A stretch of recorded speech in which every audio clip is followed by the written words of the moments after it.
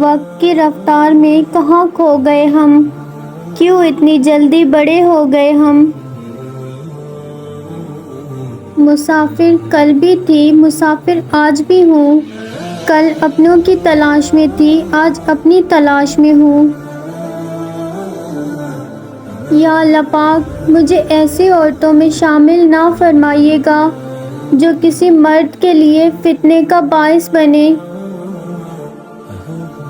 یہ دنیا سچے جذبوں کی قدر نہیں کرتی۔ آزمائش انہی کے لیے ہوتی ہے جنہیں اللہ چاہتا ہے، اور صبر بھی وہی کرتے ہیں جو اللہ کو چاہتے ہیں۔ کتابوں کے صفحے پلٹ کر سوچتی ہوں، یوں پلٹ جائے اگر زندگی تو کیا بات ہو۔ لڑکیاں کبھی ہارتی نہیں، انہیں ہرایا جاتا ہے۔ لوگ کیا کہیں گے یہ کہہ کر چپ کرایا جاتا ہے۔ کہانیاں پڑھ کر رونے والے ہم حساس لوگ زندگی کی تلخیوں کو مسکرا کر جھیلتے ہیں۔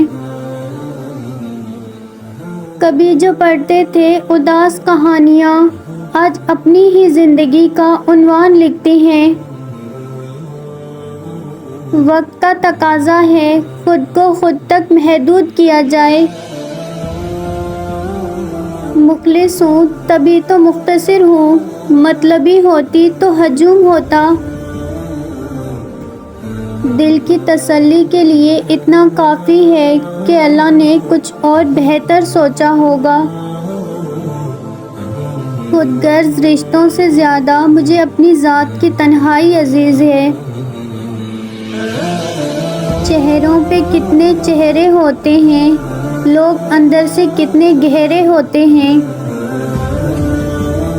سوچ کیسی ہے، ایمان کیسا ہے، لفظ بتا دیتے ہیں انسان کیسا ہے۔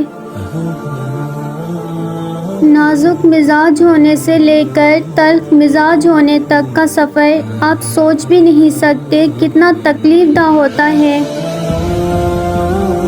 کچھ اداسیاں اتنی ذاتی ہوتی ہیں کہ ہم چاہ کر بھی کسی اور کو شریک نہیں کر سکتے،